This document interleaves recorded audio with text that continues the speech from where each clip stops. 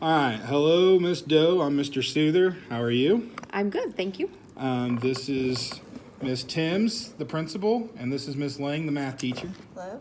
Hello. The reason we are here today is for John's 3-year reevaluation and to discuss the assessments that were given to him and the results we gained from them. There were 3 informal assessments given. There was a performance task, a quiz, and an interview, a norm reference test, the Woodcock-Johnson 4 test of achievement, and a curriculum-based measurement test over a division. Are there any questions? No. All right. Currently, John struggles on long division problems. John can do 1 through 5-digit numbers divided by single-digit numbers, but struggles once you take 2 through 5-digit numbers divided by 2-digit numbers. And the assessments, when dividing by single-digit numbers, he scored 90% or higher. When dividing by 2 digits numbers, he would struggle and score 40% or lower on assessments. John's work he showed on his paper showed me that he doesn't estimate or use his multiplication skills when doing his division. Instead, he will do, for example, 17 plus 17 plus 17 plus 17 plus 17 equals 85. Oh, that went over. So then he'll subtract 17 maybe once or twice, and then he'll get his answer. So then he'll count how many 17s he had on there, get confused because his work's all over the place, and then because of the unorganized work, he will get the problems wrong by just a couple. During the informal assessments, I used a performance task to eliminate multiplication from John's struggles in math. As I have my students do often, a 3-minute assessment over their multiplication skills, and he does well on them. This assessment was 0 through 12's multiplication facts, and he scored a 55 out of 60, which is a 92% accuracy. And that is right here if you want to see it. Okay.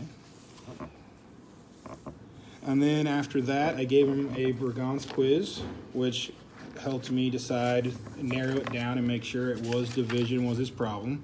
It had division and subtraction, addition, and multiplication. And then that was the second one, sorry. This one first. Oh, yeah. Got it. And he did well on those. He scored, there's 4 lines, 6 problems each, progressively get harder with each section of addition, subtraction, multiplying, division.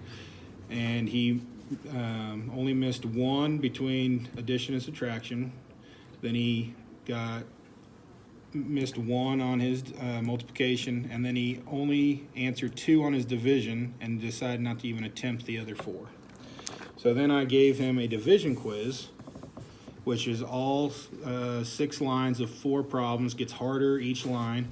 And I didn't have him do line 1 because I already knew from other tests that he could do dividing by single-digit numbers. And he did well for the first 2 lines. And then as we got to double digits, divided to triple digits, he ended up quitting or not trying or erasing a lot of his answers because he wasn't sure of himself, and he didn't show his work either. And then there's some of his work. You can't really see it well there, but where you can see the adding and multiple numbers. Yeah. I've seen him do that at home a lot, actually. So our goal was to fix that, and we'll get to that a little bit later. Next, we did an informal interview, and I asked him about how he felt about his math skills, and he said he felt comfortable with his addition, subtraction, and multiplication, but he did not feel good about his division, and so I kept pushing forward for division there. Then we did a norm reference test, the Woodcock-Johnson 4 test of achievement, and we did that March 4th and March 5th. Took me 2 days to work with him on that. It scores from average range to low range, and the standard battery is composed of 11 subtests, which are grouped into cluster scores. These tests were letter word identification. This test is a measure of reading, decoding, including the ability to identify the names of several uppercase and lowercase letters and the ability to identify words. John's score was low, average range. with a grade equivalency of 4.8, which was one of his weaker scores. Another weaker score, he had passage comprehension. This test is a measure of reading comprehension, and this modified closed task requires the ability to use synthetic and somatic cues. John's score was in low average range with a grade equivalency of 4.9. One of John's strengths was word attack. This test measures John's ability to apply phonic and structural analysis skills in pronouncing phonically and regular nonsense or non-words. John was to recall the phenom associated with each grapheme, I think I'm saying that right, and then blend or synthesize the phenoms into a word. John did well during this test. He scored in the average range with a grade equivalency of 7.6. And then another weak area was calculation. Again, this goes with his math achievement measures, the ability to perform mathematical computations. It requires the student to perform a variety of calculations ranging from simple addition to calculus, and John scored in the low average range in this area with a grade equivalency of 4.7. And then lastly, of the assessments, we did a curriculum-based measurement. We took 6 weeks. I set up a division lesson for him where week 1 we did pre-testing, and he did a bunch of single-digit or dividing by single-digit numbers just to make sure there was no flaws there. And he scored 16 out of 16 on all of them but one of those assessments. And it got started at single by single, single by double, single by triple, single by 4-digit, and the single by 5-digit numbers. And he did well there, scoring a 98%. And then we did one more where I went triple digit divided by 2-digit, and he got a 50%. So that's where I started him. Each week we would start with a 9-problem single-digit divided by a single-digit number worksheet to start for his warm-up, and then we'd go to a double or triple-digit divided by double-digit. And then when he got 100%, I would move on from there. It took him 4 weeks to get 100% on the triple-digit divided by double-digit, and he got a 7 out of 9 week 1, 7 out of 9 week 2, 6 out of 9 week 3, and a 9 out of 9 on week 4. And each week I spent 30 minutes the first day working on new skills with him. For those first 4 weeks, we just worked on estimating. And then right away you could tell it helped him improve. And then week 5, I started teaching him the distributing property, and he scored a 12 out of 18 the first week of that, which was 66%. And then on week 6, he scored a 15 out of 18 for 83%. So he did improve over the 6 weeks. I used a worksheet generator to create the assessments, and you can see those worksheets there.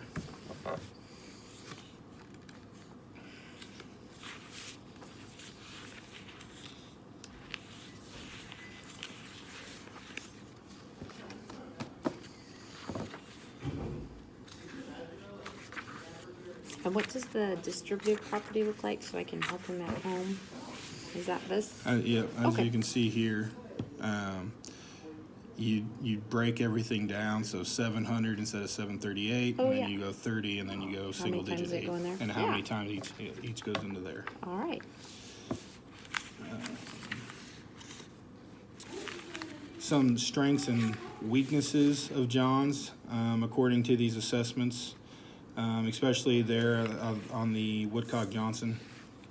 It states his 3 weaknesses were spelling. He scored a 75 standard score with a 3.9 grade equivalency. Then sentence writing fluency with a score of 79 and 4.1 grade equivalency. And then calculation with a score of 80 and a 4.7 grade equivalency. Some of his strengths were word attack, which I talked about earlier. He scored a 98 and 7.6 grade equivalency. Sentence reading fluency with a score of 94 and 6.6 grade equivalency. And oral reading with a score of 94 and a 6.4 grade equivalency. And you can see that sheet right here.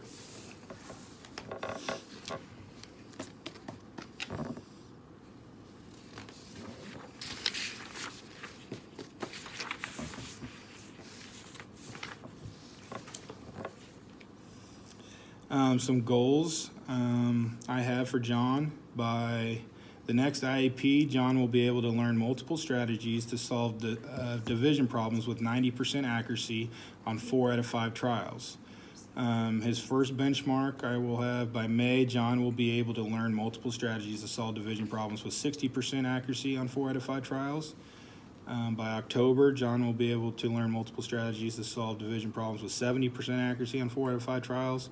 By December, John will be able to learn multiple strategies to solve division problems with 80% accuracy, 4 out of 5 trials. And then on benchmark 4 will be by the next IEP, John will be able to do it with 90% accuracy. My second goal for John will be by the next IEP, John will be able to independently apply strategies to division problems within the general education curriculum with 80% accuracy on 4 out of 5 trials. On goal 1, he's with me, and my paras.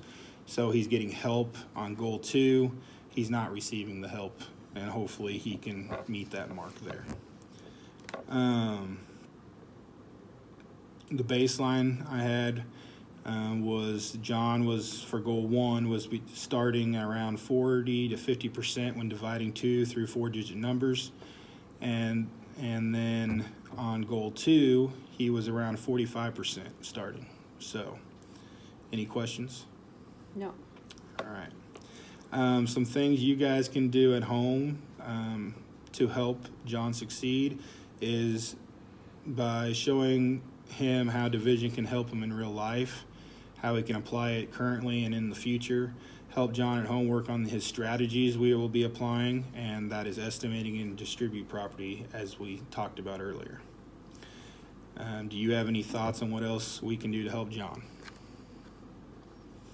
Okay. And then some lessons I plan on helping John with is on lesson 1 coming up, we will start again at single-digit numbers, or dividing by single-digit numbers, just to practice his estimating and distributed property. And then in lesson 2, we will go to